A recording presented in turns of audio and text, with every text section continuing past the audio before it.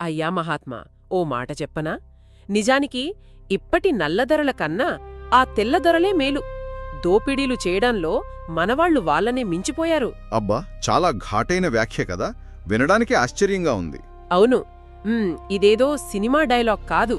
భారతదేశానికి స్వాతంత్రం వచ్చిన సరిగ్గా ఏడాదికే సాక్షాత్తు జాతిపిత మహాత్మాగాంధీకే అందిన ఒక లేఖలోని వాక్యాలివి. అంటే స్వాతంత్రం కోసం దశాబ్దాల పాటు రక్తం చిందించిన ఒక నేల మీద ఆ స్వాతంత్రం వచ్చిన వెంటనే తిరిగి బ్రిటిష్ వాళ్లే నయం అని అనుకోవడం, పరిస్థితి ఎంత దిగజారిపోయిందో కదా. ఖచ్చితంగా. ఆ లేఖ రాసిన వ్యక్తి కేవలం ఆవేదనతో ఆగిపోలేదు. మన కొత్త నాయకులు చట్టసభలకు ఎన్నికైన వారు పెద్ద పెద్ద కారుల్లో తిరుగుతూ ప్రజల మీద ఎలా దౌర్జన్యం చేస్తున్నారో అందులో కుండబద్దలు కొట్టినట్లు రాశారు. రైట్. పైగా ఆ లేఖలో ఒక భయంకరమైన హెచ్చరిక కూడా ఉంది. తెల్లదొరలను తరిమి కొట్టడానికి ఒక ఉద్యమం చేశాం. ఇప్పుడు ఈ కొత్త దొరలను దారికి తీసుకురావడానికి మనవాళ్లపైనే మనం మరో ఉద్యమం చెయ్యాలేమో అని. అవును, అది నిజంగా ఒక చారిత్రక హెచ్చరిక. ఈరోజు మన ఈ లోతైన విశ్లేషణలో ఎటువంటి రాజకీయ పక్షపాతం లేకుండా కేవలం చరిత్ర పుటల్లో లిఖించబడిన మూలాలను, వాస్తవాలను ఉన్నది ఉన్నట్లుగా అర్థం చేసుకునే ప్రయత్నం చేస్తున్నాం. ప్రాణాలకు తెగించి సాధించుకున్న స్వాతంత్ర్యం కళ్ళెదుటే ఇలా పక్కదారి పడుతుంటే ఇంత ధైర్యంగా గాంధీగారికి ఉత్తరం రాసిందెవరో తెలుసా? ఆ గాంధీనే నిలదీసిన ఆ ధీరుడు గుంటూరు ముద్దుబిడ్డ, దేశభక్త కొండ వెంకటప్పయ్య గారు. ఆయన ప్రయాణం ఒకసారి చూస్తే 1866లో జన్మించిన ఆయన 1887 నాటికే జాతీయ కాంగ్రెస్లో చేరారు. డబ్ల్యూసీ బెనర్జీ గారి స్పీచ్ వినగానే ఆయనలో దేశం కోసం ఏదైనా చెయ్యాలన్న తపన మొదలైంది. ఇక అక్కడి నుండి 1913లో ఆంధ్ర మహాసభ, 1921లో బెజవాడలో జాతీయ కాంగ్రెస్ సభల నిర్వహణ, ఆ తర్వాత 1930 ఉప్పు సత్యాగ్రహంలో జైలు శిక్ష, ఇలా ఆయన జీవితమే ఒక నిరంతర పోరాటం. అయితే కేవలం వీధుల్లో పోరాటాలే కాదు, ప్రజల్లో ఒక రేంజ్లో చైతన్యం తీసుకురావాలి అనుకున్నారు. అందుకనే దాసు నారాయణరావు గారితో కలిసి కృష్ణా పత్రికకు సహవ్యవస్థాపకుడుగా మారారు. అప్పట్లో ఈ పత్రికే ప్రజల్లో స్వాతంత్ర్య కాంక్షను రగిలించే ఒక మహా ఆయుధం. ఇక ఇక్కడే మనం తెలుగు గుర్తింపు కోసం ఆయన చేసిన అలుపెరగని పోరాటం, ప్రత్యేక ఆంధ్ర రాష్ట్ర సాధన గురించి మాట్లాడుకోవాలి. మద్రాసు ప్రెసిడెన్సీలో మన తెలుగువారికి జరుగుతున్న అన్యాయాలు చూసి ఆయన ఊరుకోలేదండి. ఆ కసితోనే 1921లో అఖిల భారత కాంగ్రెస్ ప్రత్యేక సభలు బెజవాడలో జరిగినప్పుడు ఆ బాధ్యతను మొత్తం తన భుజాలపై వేసుకున్నారు. అద్భుతంగా సభలు నిర్వహించడమే కాదు, ఏకంగా స్థానికుల దగ్గర్నుంచి భారీగా విరాళాలు సేకరించి తిలక్ స్వరాజ్య నిధికి అందించారు.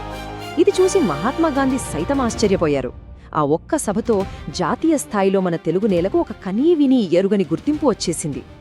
వెంకటప్పయ్య గారి పనితీరు చూసి ఫిదా అయిన గాంధీగారు ఏకంగా అఖిల భారత కాంగ్రెస్ కమిటీ తాత్కాలిక కార్యదర్శి బాధ్యతలను ఆయనకప్పగించారు. ఆలోచించండి, అప్పట్లో ఒక తెలుగు వ్యక్తికి పదవి రావడమంటే మామూలు విషయం కాదు. కొన్నాళ్లపాటు అసలు జాతీయ కాంగ్రెస్ కార్యకలాపాలకు సైతం మన బెజవాడే కేంద్ర బిందువైపోయింది.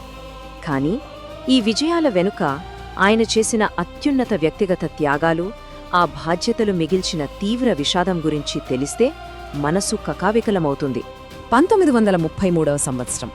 ఒక పక్క ఇంట్లో తన భార్య తీవ్ర అనారోగ్యంతో మృత్యుశయ్యపై ఉన్నారు. కాని అదే సమయంలో గాంధీగారి హరిజనయాత్ర ఆంధ్రాలో జరుగుతోంది. ఆ యాత్రకి ఎలాంటి ఆటంకం కలగకూడదని ఆయన తన బాధ్యత నిర్వర్తించడానికి వెళ్ళిపోయారు. తీరా ఆ యాత్ర ముగించుకొని విరాళాలు సేకరించి బరువెక్కిన గుండెతో ఇంటికి వచ్చేసరికి ఆయన భార్య ఈ లోకాన్ని విడిచి వెళ్ళిపోయారు. ఒకసారి ఊహించుకోండి, దేశం కోసం ఒక మనిషి ఇంతటి కఠినమైన మూల్యం చెల్లించడం నిజంగా ఎంతటి హృదయవిదారకమో కదా. ఆ బాధ నుంచి కోలుకోకముందే విధి ఆయనపై మరో పంజా విసిరింది. కేవలం కొద్ది రోజుల వ్యవధిలోనే తన 2 కుమారులను కూడా ఆయన శాశ్వతంగా కోల్పోయారు. 6 పిల్లల్లో చివరికి 2 కూతుర్లు మాత్రమే మిగిలారు. కళ్ళెదుటే కుటుంబాన్ని కోల్పోతున్న ఆ తండ్రి వేదన మనమసలు ఊహించలేము. జీవితంలో ఎంత కోల్పోయినా ఆయన వెనక్కి తగ్గలేదు.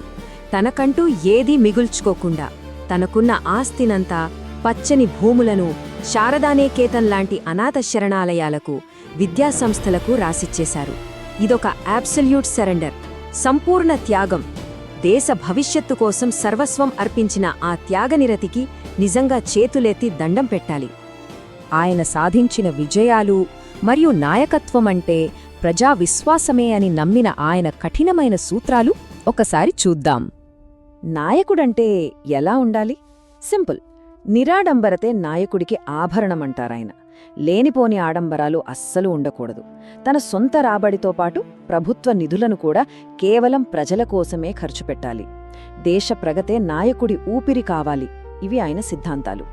1937లో కౌన్సిల్ ఎన్నికల్లో గెలిచి మద్రాస్ ప్రెసిడెన్సీని భాషా ప్రాతిపదికన విభజించాలనే తీర్మానాన్ని ఏకగ్రీవంగా పాస్ చేయించారు.